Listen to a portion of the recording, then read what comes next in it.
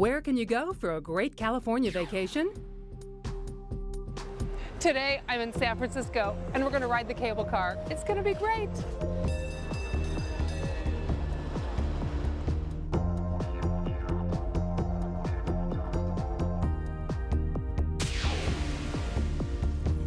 Welcome to Laura McKenzie's Traveler. Hi, I'm Laura McKenzie, and welcome to San Francisco, one of my favorite cities in the United States. It is so beautiful here, and there's so much to see. For example, the Golden Gate Bridge. There it is. Do you know you can walk across the Golden Gate Bridge? Now that would be an adventure. Then there's Fisherman's Wharf, Chinatown, Alcatraz, oh, and the cable cars. They are so much fun. Wait till you see. So if you're ready, I'm going to show you one of my favorite cities, San Francisco.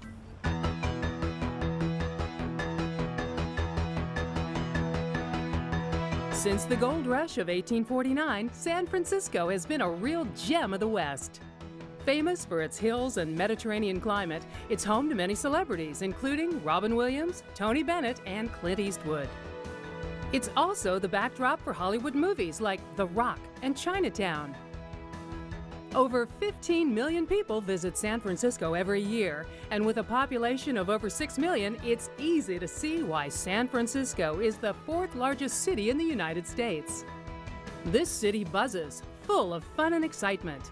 If I had to give it a star sign, I'd say it would have to be a Gemini.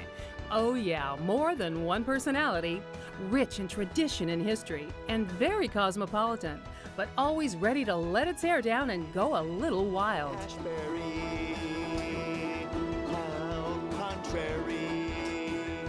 From the bells of the classic cable cars to the excitement of everyday life in the city, it's a place that's easy to discover and where you can preserve your own special moments. And believe me, you'll treasure every one of those moments in San Francisco. It's hard to stay indoors when San Francisco boasts such incredible sights and landmarks and those fantastic views.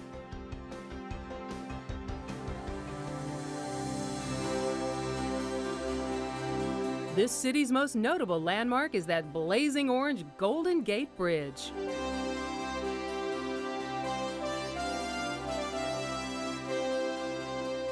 Taking more than 4 years to complete, the Golden Gate Bridge was not named for its color. It was dubbed Golden Gate after the Golden Strait during the gold rush.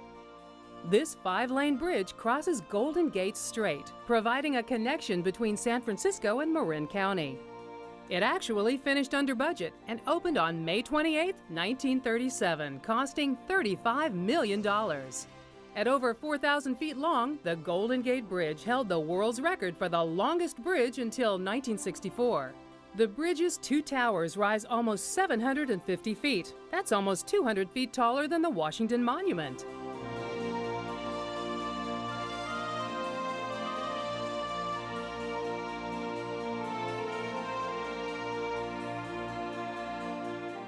The Golden Gate required the tallest towers, the longest, thickest cables, and the largest underwater foundation piers ever built. No matter what angle you view it, you have to say it's truly magnificent. A bridge for all reasons. You can bike, drive, or even walk across the Golden Gate Bridge. Whew. You gotta be prepared to do a lot of walking in San Francisco. You think this is a hill? This is not a hill. I'll show you a hill. Have you ever heard the old saying, when you get tired of walking around San Francisco, you can always lean against it? Well, you really get a workout walking around San Francisco. No need for a treadmill or a gym membership here. Just a great pair of walking shoes and some comfortable clothes. Talk about a lifetime of fitness. Now this is a hill. You know it's a hill if there's grooves in the sidewalk so you don't slip backwards. I hope you like hills, because that's just one of the many things this city's famous for. San Francisco has 42 hills ranging upward from 200 to almost 1,000 feet. There are walking tours of the city, or you can ride the trolley through town. Kind of like being at an amusement park.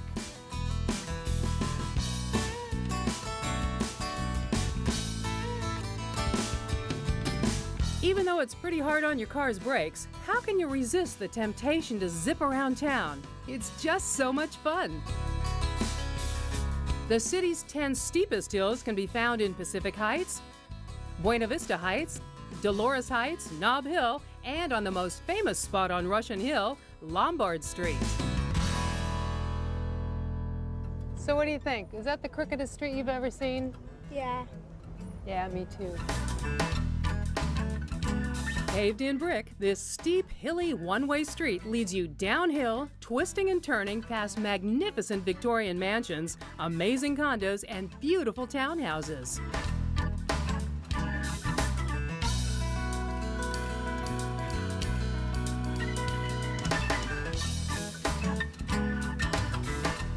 If you want to know how steep this street really is, go up 2 blocks to Filbert Street and look down over the ridge. It's an incredible sight to see.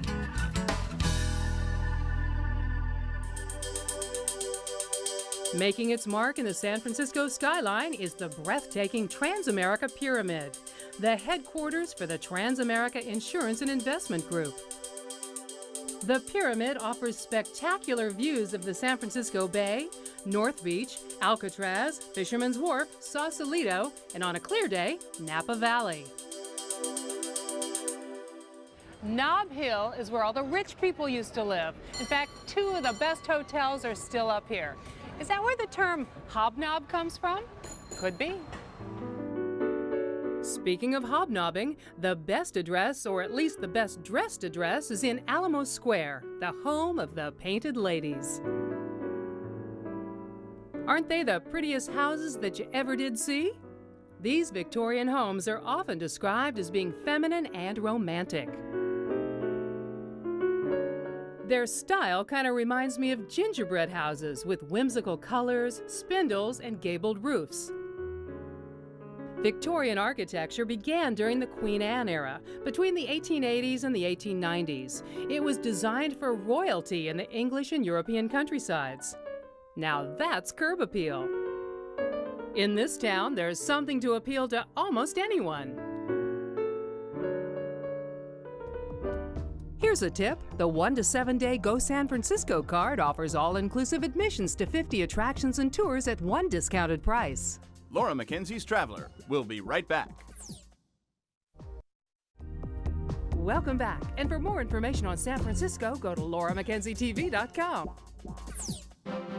What do you get when you combine all your favorite stores into one perfect location? And mall is not the correct answer. The place for more shops, more galleries, more restaurants, and a ton of theaters. In San Francisco, that means Union Square, where the chic gets chic and the credit cards are smoking. Yep, Union Square. That's where to find the designer labels, the expensive stores. There are a few moderately priced shops here as well. But if you're looking for bargains, San Francisco's the place too.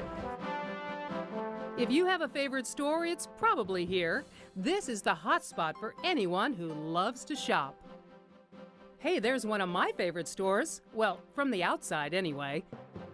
Trust me, there's no shortage of places to spend, whether it's the big department stores or the high-end boutiques. Just turn around and you're there. But if the designer shops are a bit outside your price range, don't worry, because I know a part of town where you can really stretch your dollar. San Francisco's Chinatown. I just love it here. There is so much atmosphere. The signs are in Chinese, some of the little things that you can find. Look at this, ginseng and herbs. I can come in here and find all the herbs and the teas I need to cure myself. Anyway, you walk them down these streets, it's really great. Souvenirs, oh, you won't believe it. A lot of this stuff is really good. I see something. I'll catch you later.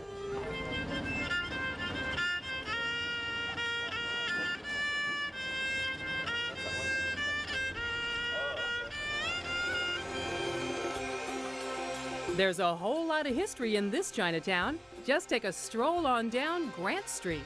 It's one of the oldest streets in San Francisco, founded in 1845 and originally named Calle de la Fundación, meaning Street of the Founding. In 1846, it was renamed DuPont Street, but after rebuilding most of the city after the 1906 earthquake, it was changed once again to Grant, after Ulysses S. Grant, the 18th President of the United States. San Francisco's Chinatown is America's largest Chinatown, 18 square blocks, centered along Grant and Stockton, from Bush to Columbus, and it gets more tourists than the Golden Gate Bridge. On the street is where you'll find some cheap eats and cheaper treats. You can ride up and down the street or just wander, but I'm sure you'll find something you'll love. No map required. There are plenty of historic landmarks and fun places to explore. Just enter through the Dragon Gate, right under the Chinese sign that reads, "Everything in the world is in just proportions," whatever that means. Now, how do I get out of here? Come on, I'm going to show you how to get around this town. Some say the best advice is to not rent a car. I mean, why rent a car when you've got two best friends in town, Bart and Muni? BART, which stands for Bay Area Rapid Transit, covers the underground subway system throughout the whole Bay Area. And Muni, short for Municipal Railway Transit, provides buses, streetcars, and the in-town subway system. It's the 7th largest public transit system in the U.S., and once you know where you want to go, extremely convenient and easy to use. Just hop on and hop off. The Muni transit lines can take you anywhere and everywhere you want to go all around San Francisco. Muni is also responsible for one more exciting way to get around town, the real San Francisco treat. The foot of Powell Street's the place to come to catch the cable car, and here is where you can watch it turn around.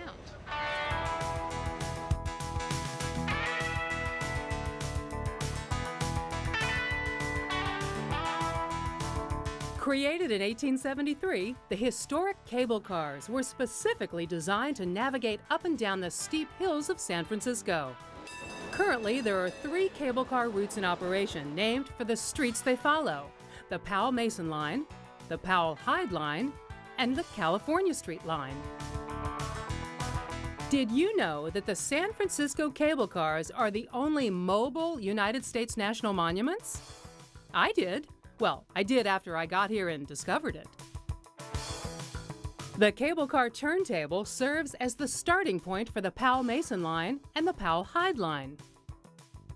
The California Street Line runs east-west from the Financial District through Chinatown, over Nob Hill, and stops at Van Ness Avenue. The Powell-Hyde Line begins at the turntable and goes over Nob and Russian Hills before ending at Aquatic Park near Ghirardelli Square. And the Powell Market Line runs through Nob Hill and down to Bay Street at Fisherman's Wharf. Got it? Me neither. But don't worry, they have maps. How much is it? $3 per person or $9 for a day pass. You can use it on all modes of transportation. Oh, that's great. That's a good bargain. I think this is everyone's favorite way to see the sights in San Francisco. Just hold on tight and enjoy the breeze. All aboard! Here's a tip: only rent a car for excursions and day trips, as parking is impossible and expensive in the city. Laura McKenzie's Traveler. We'll be right back.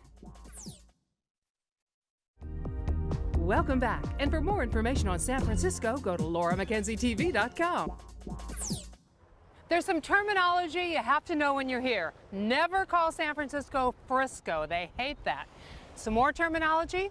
These are rocks. That is the rock. Alcatraz Island is one of San Francisco's most popular tourist destinations. Once home to Al Capone, George Machine Gun Kelly, and Robert the Birdman Stroud, Alcatraz was formerly a maximum security federal prison from 1934 until 1963. An Alcatraz inmate was assured of only 4 things: food, clothing, shelter, and medical attention. Eventually, it closed due to high costs and security issues. Although famous for being a prison, the island of Alcatraz was more than just a prison. It's also known for its nature gardens, tide pools, and bird colonies. Remember the Birdman from Alcatraz? You can actually take a 3-hour tour to Alcatraz by boat, just 1.25 miles off Fisherman's Wharf. A great way to hear some great stories is to listen to the audio cassette tour while you walk through the island. It's called The Rock, told by former inmates and prison guards. Prisoners might break out of the cell block by getting off the island. was an almost impossible challenge. You'll want to get your ticket as early as possible, too, because these tickets sell out days ahead. And speaking of Fisherman's Wharf, Fisherman's Wharf. What do you know? Fishing boats. There's good seafood coming off those boats. Hey, is it touristy here? Yeah, but if you like to eat, you found a good spot. Fisherman's Wharf is on the top of the list of places to see in San Francisco. It's a ton of day trips all wrapped into one great location. At Fisherman's Wharf, you can do it all, or almost all. You can take a bay cruise under the Golden Gate Bridge and see some incredible views of the city. Then there's Pier 39, one of San Francisco's top attractions, where you can see their famous sea lions soaking up the rays. It's a 45-acre complex with over 100 shops and lots of great waterfront restaurants. This is a great family spot, and Pier 39's activities will keep you coming back for more. Fisherman's Wharf is first known for its restaurants, and believe me, they have some of the freshest seafood you can get, literally right off the boat. Dungeness crab, my favorite.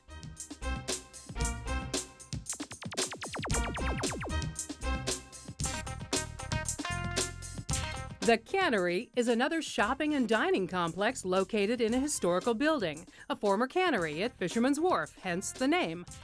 You'll love the entertainment. Incredibly talented street performers called buskers working for tips and attention.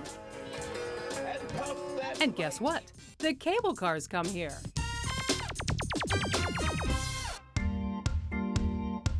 When you're ready to head out on the water, hop aboard a Bay Area icon. The Blue and Gold Fleet is a great way to get to Sausalito, Angel Island, Carmel, Yosemite National Park, and to tours of the wine country.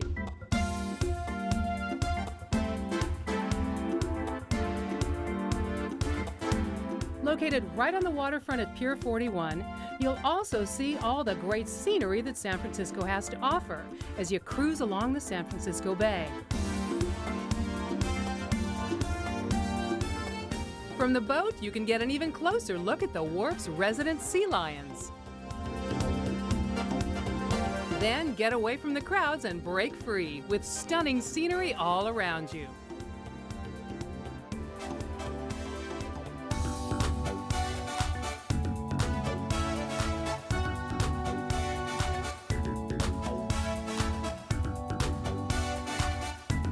Out in the open, you can see the entire skyline of the city in one direction and Marin County in the other.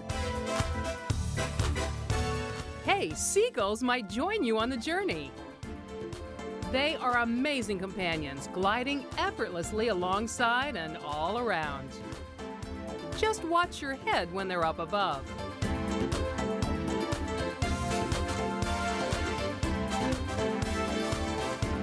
There's lots of places to go on the water, but my favorite has to be underneath the Golden Gate. Magnificent. Whew, long day. I'm getting hungry. Boy, they've got some great food in this town. Sourdough bread, amazing seafood, but there is no meal more satisfying than one that's covered in Ghirardelli chocolate. It's hard to resist a trip to Fisherman's Wharf without a visit to the Ghirardelli Chocolate Shop, right inside Ghirardelli Square. Ghirardelli is America's oldest continuously operating chocolate manufacturer, known for its premium chocolate since 1852. Their world-famous hot fudge sundae is to die for. You'll have no problem waiting in a long line to get it once you smell that incredible chocolate aroma. It's wonderful. It's so decadent, I had to get it on the side. It's definitely worth waiting in line for. It's wonderful. Over 50 specialty shops, restaurants, and galleries share Ghirardelli Square, so you can walk off the ice cream afterwards. And the breathtaking bay views and their beautifully landscaped plazas are perfect for people watching.